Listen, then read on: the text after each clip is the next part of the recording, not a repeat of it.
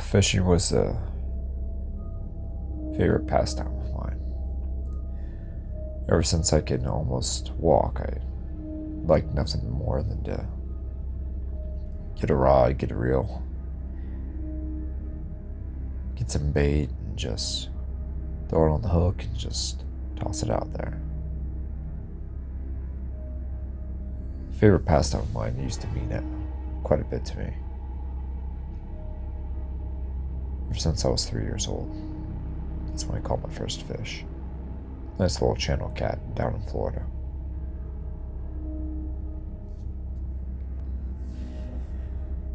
Ever since then, I was hooked.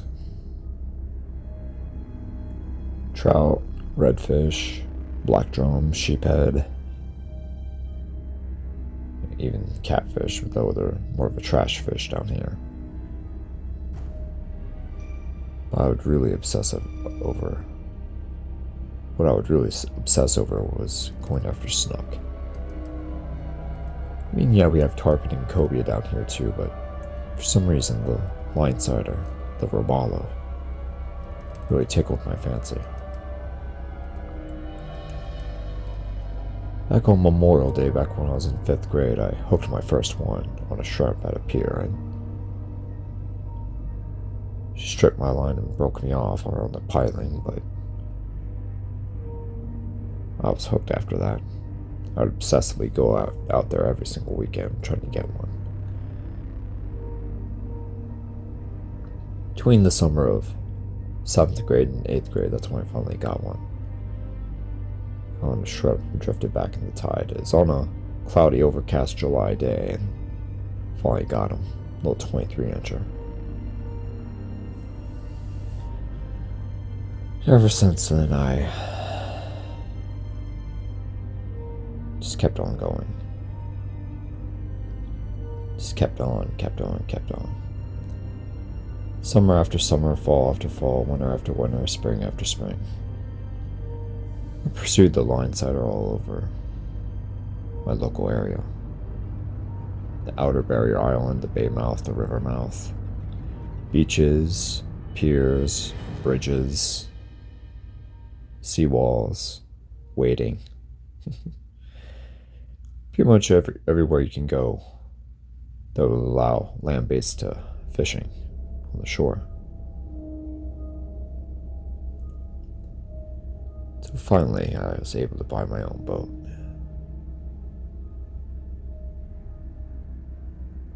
My best friend Trevor had just gotten back from the service, and he was eager to get on the water with me.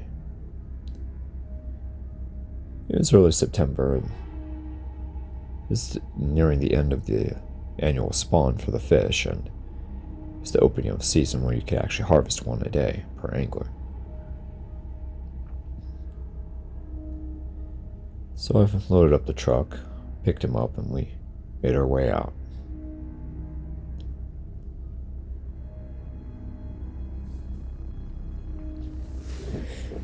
Went to a nice little spot where I knew there was some pinfish, and dropped a cast net a few times. Got a couple dozen pieces of bait and loaded up the live well with them. Head to a nice spot towards the bay mouth on a barrier island. There was a nice deep cut right at the point where there's some mangroves and there's a good current. I knew there's some good bait out there as well.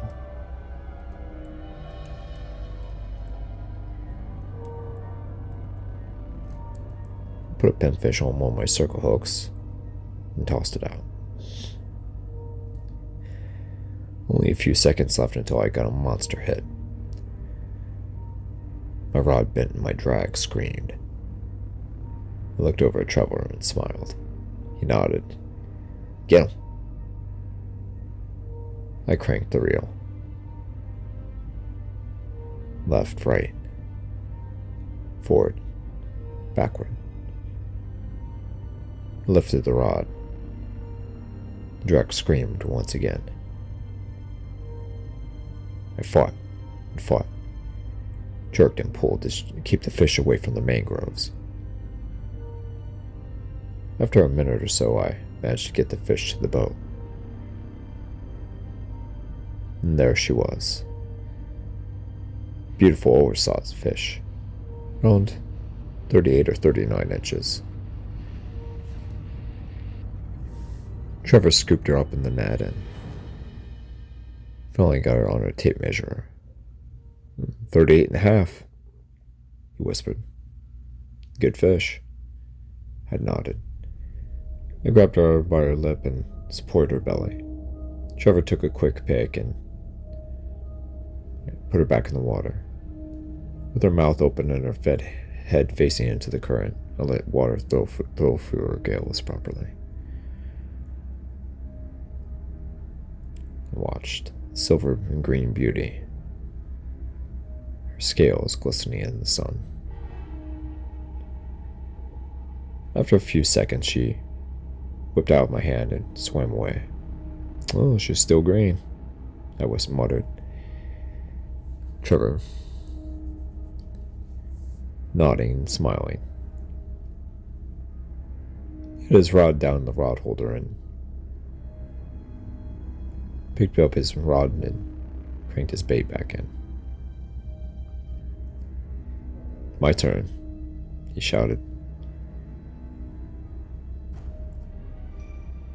He tossed out a pinfish up current and waited for the bait to drift back into the strike zone. An explosion in the water. Trevor's rod tip bent and his drag screamed. Well, this is a nice one, he shouted. I nodded. The fish screamed back toward the mangroves. Get him, Trev, I shouted. He cranked and jerked, cranked and pulled. To the left, to the right, and upwards. Battling to keep the fish away from the mangroves, away from the trees. This is a nice one, he grunted. Sweat began to drip from his brow. It's a nice fish.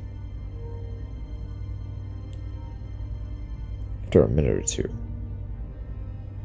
we managed to get our boat side in. This fish was even bigger, nearing 40 inches. I scooped her up in the net and... Wow, what a beauty. Trevor removed the hook and put her on the tape measure. 41, he shouted. Yeah, that's a nice one, Trev. Good job. He smiled. We high-fived. I took a pick and he put her back in the water, head facing into the current. After several seconds, she swam off, kicked away.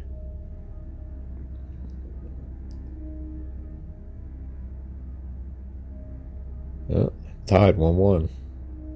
Think you can top that? I smiled and nodded. I know I can. I looked into the live well and grabbed the biggest pinfish I could find. Ran the hook through the upper dorsal and tossed him up into the current, letting him flow back to the strike point. Come on, I whispered. The water explodes with the monstrous head, as though a bowling ball struck the water. My rod tip bent and my drag screamed. She was taking me right into the mangroves. I gritted my teeth and palmed the spool to try to slow the fish down. Damn, this thing's big, I shouted. The fish was enormous. Absolutely enormous. Maybe the biggest snook I've ever hooked. I've hooked some monsters in my time, but almost nothing quite like this. Not the size, the strength, the speed, the athleticism. Nothing like this. Ooh, you got yourself a big one, Steve, shouted Trevor. I nodded. Yeah, she's big, all right. continue to run. I jerked up and cranked. Cranked as hard as I could.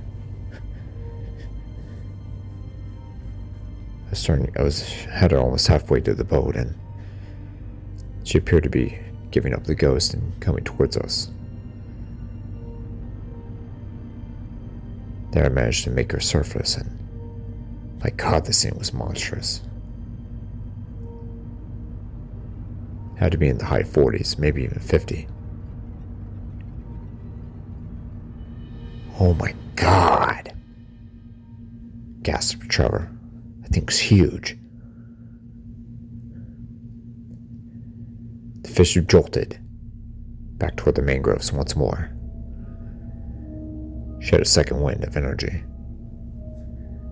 I palmed the spool again to slow her down. My rod's hit bent and I pulled up. I cranked and pulled, cranked and pulled again.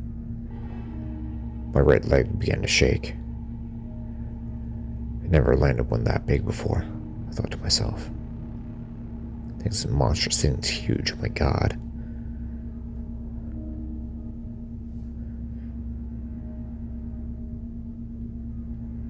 Another 30 seconds and we had her by the boat.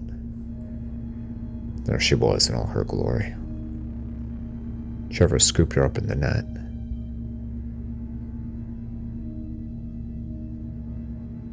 Put her on the tape measure and she was 51 inches long. God, look at the size of that thing, he gasped. He took a picture. And with my hand on her belly and my other hand in her mouth, I carefully placed her into the water. Her head in the current, water flowing through her gills. Wouldn't take extra care and attention for her because she was big. After a little bit, she finally kicked away, going back to the mangroves, to the cover.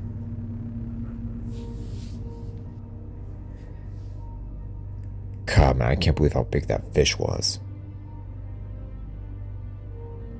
Trevor patted me on the back and shook my hand. That's my boy, he shouted.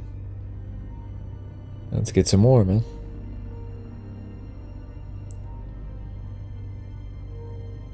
Patton grabbed a pinfish, ran a hook through it, and tossed it up current.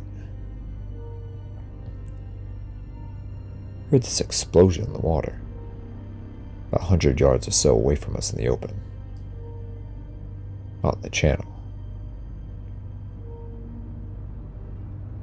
So almost like an explosion. Not huge, but there it was again.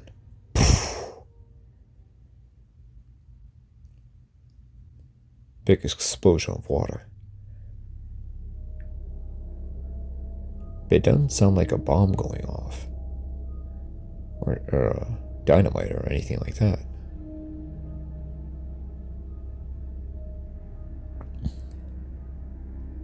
Trevor grabbed the binoculars to look, and there were no dead fish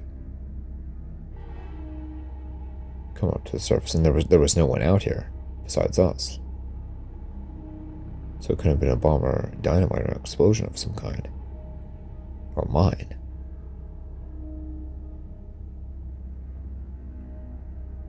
Steve, what the hell was that? He whispered.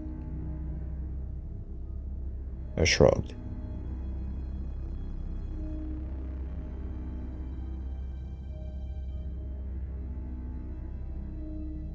Suddenly we noticed a pod of dolphins swimming away quickly from the channel toward the bay mouth and toward the open Gulf.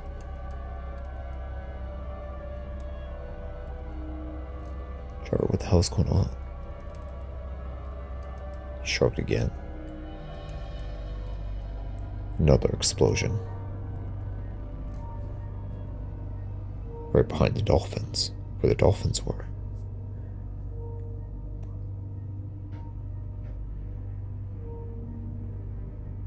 The hell?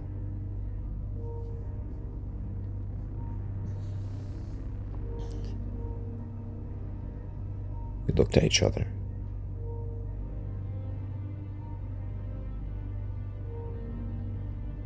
Another explosion. One of the dolphins popped out of the water.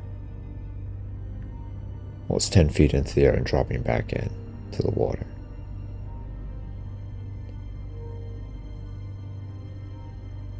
We looked at each other, stunned.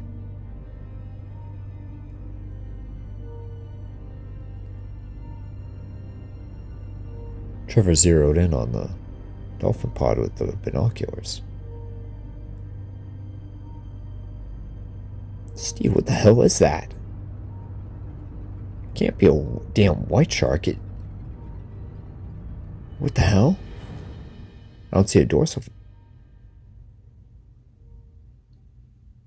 Then we saw two large yellow fins pop up. The large yellow tail sticking out, pushing side to side, following the dolphins.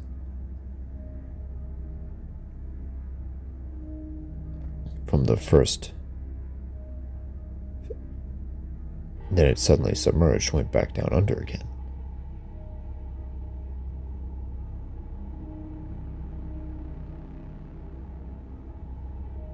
Trevor, what the hell?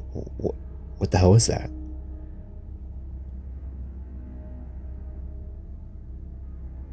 Oh no, he whispered. Looks like a really big fish. It's not I don't think it's a shark because can't be a lemon shark because they don't get that big. It's not a white shark, obviously. They don't have two dorsal fins and a tail.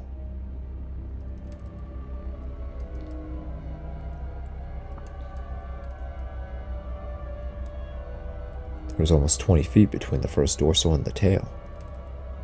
The thing's massive, whatever it is.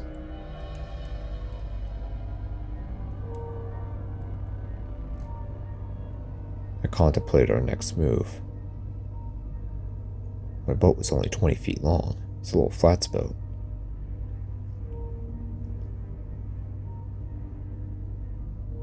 You wouldn't suppose that... I don't know, Steve, we just...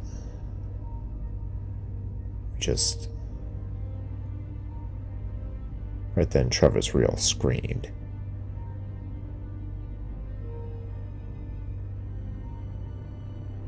The reel screamed and screamed and screamed. His rod tip bent, and his line snapped. Damn tarpon, he whispered. Steve, I don't think that was... Trevor. Trevor, I don't think that was a tarpon.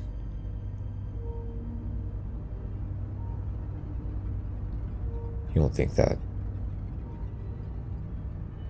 Our boat rocked back and forth. Something large just swam by. We were on a pretty steep trench next to a mangrove island, mangrove point, at a bay mouth. We both looked over and nothing but vast blue water. Murky blue-green water.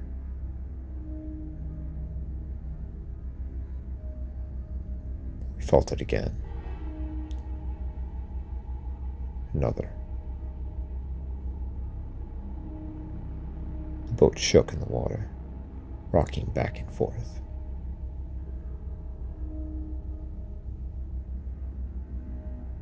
We sat still for several moments. And then there was nothing else. Let's get the hell out of here, Steve, said Trevor. Yeah, I think you're right. I fired up the engine in the boat and we left.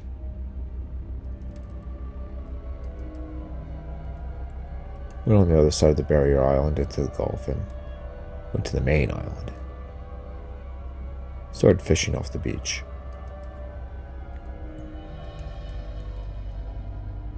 Jumped several tarpon and managed to land one by the boat, around 100 pounds. That's a nice one.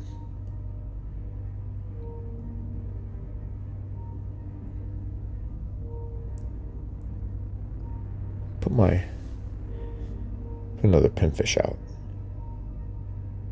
Trevor hooked another tarpon in. This one even bigger, almost 150. Managed to land that one.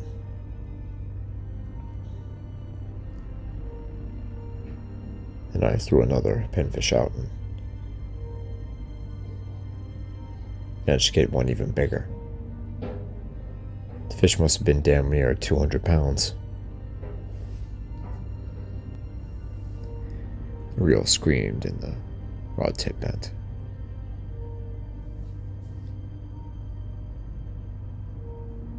The giant fish pierced the surface of the water, its gills shaking and vertebrae rocking back and forth, nearly 6 feet into the air. It went back into the water and my drag on my reel continued to scream. It didn't spit the hook. I felt relieved. God, see, that thing was huge. I nodded.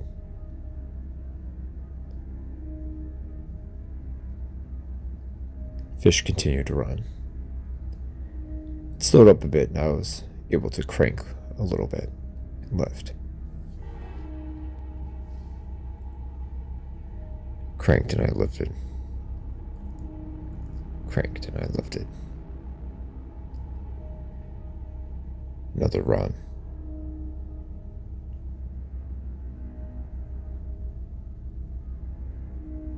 There were about 20 minutes of repeating sequences of cranking and lifting, the fish taking run after run. I managed to get her next to the boat, close to the boat, till a big gray shadow approached the boat.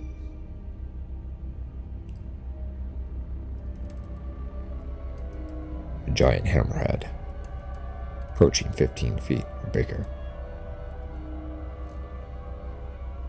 The tall dorsal and tail fins spiking out of the water, menacingly, chasing the poon, chasing the Silver King. My drag screamed once more.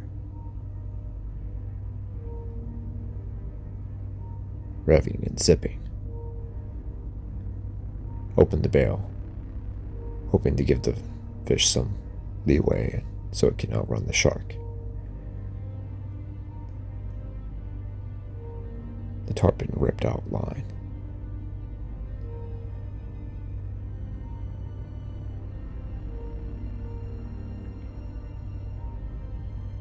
Trevor fired up the boat and we followed the fish.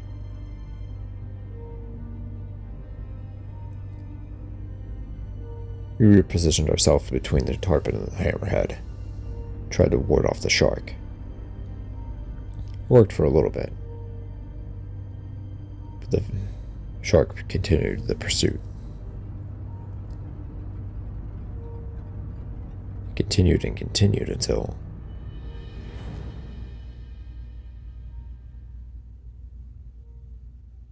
there was this explosion in the water.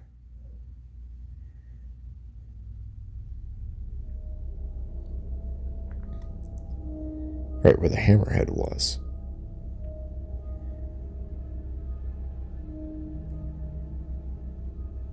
I couldn't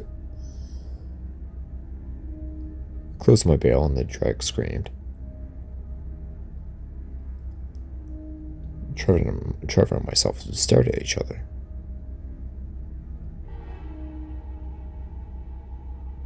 Speechless. Both of us didn't say a word as we reeled in the tarpon.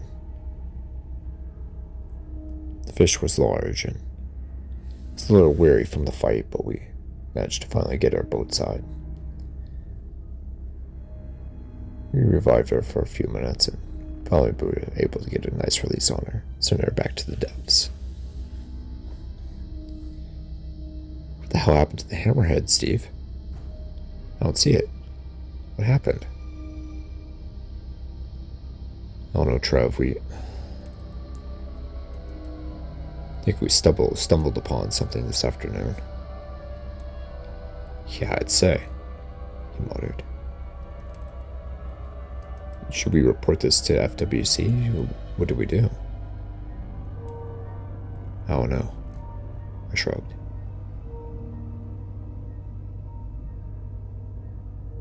We waited there in the boat.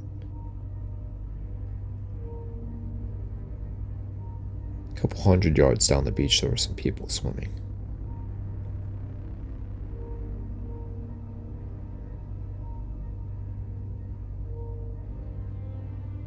Oh, God, Steve, you don't think that... I don't know. Whatever it is, it just ate a 15-foot hammerhead. I don't think it would have the appetite for anything now.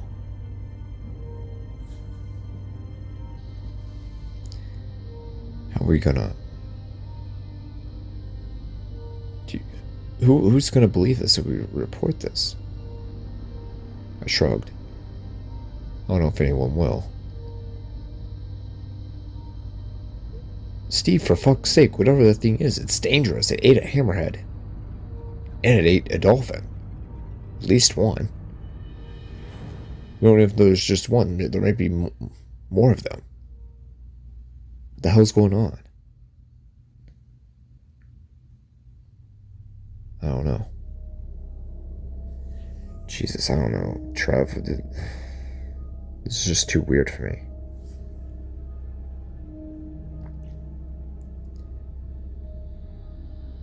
So we called it a day and went back to the dock.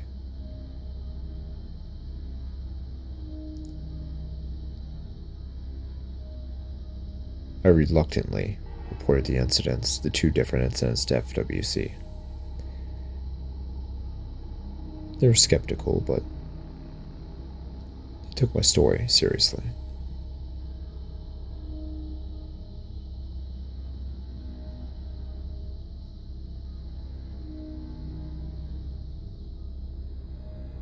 It was quiet for a couple of days, and then a report of swimmers beginning to pop up missing. First it was a kid, and then it was a 38-year-old man. About 4 days apart from each other. There were no traces of them, no body, no blood, not their swimsuit, nothing.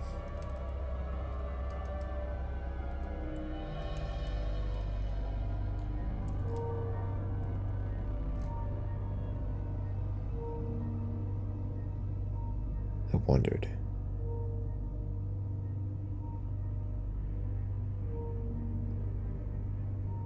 I contacted FWC once again and asked them, and the police for that matter, and asked them what was going on. They chalked it up to a shark attack, and until they had any further evidence of what actually happened, they had to chalk it up to that. Because there had been nothing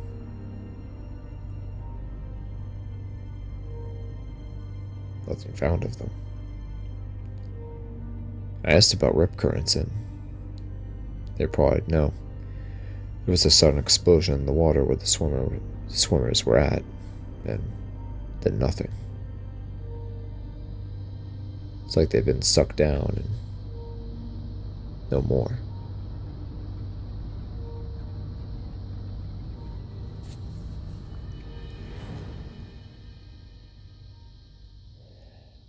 I went to the island tip one night. Got a good-sized bait, live Jack Crevalle. Have my big shark set up, and I got into my kayak. I paddled out the bait a couple 100 yards, and had the drag said. My shark reel was the biggest one available to recreational fishermen, loaded with 150-pound braid, top shot mono, and of course the large metal leader and the large circle hook.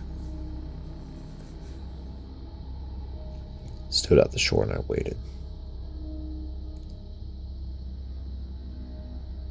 When about 10 minutes went by and there was an explosion in the water where I dropped my bait.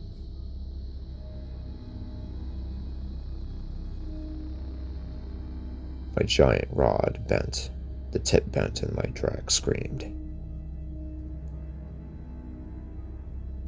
100 pounds of drag, screaming. Grabbed a bottle of water and poured it on my reel.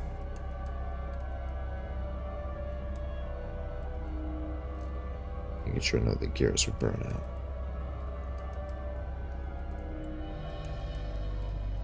The drag continued to scream.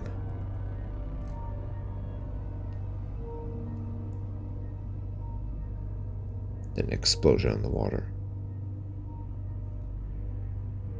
A giant head pierced through the water surface, shaking, side to side.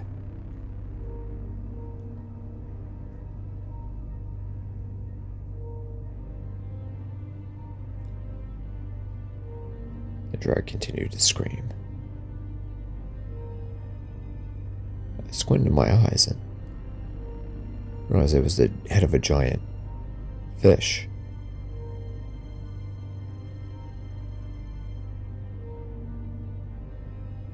An ambush fish, specifically. I couldn't tell if it was some kind of a grouper or a bass or a tart.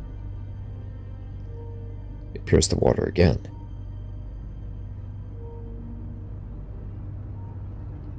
Oh my god, it's a giant snook. I thought to myself. How? Or at least some kind of monstrous fish. It looks like one.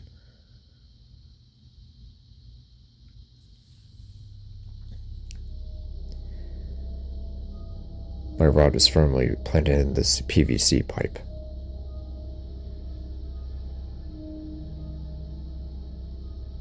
I think it had to be 35 feet long.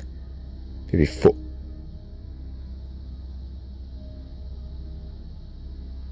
Just then my reel was my rod, my reel, my whole setup was jerked out of the PVC pipe planted in the sand. Into the surf it went.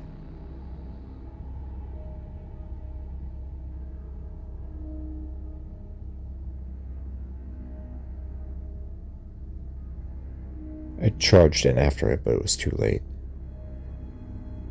The giant fish had already dragged it in with it.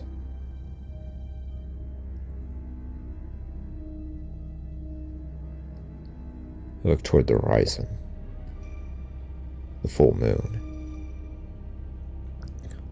lit the dark sea. And once again,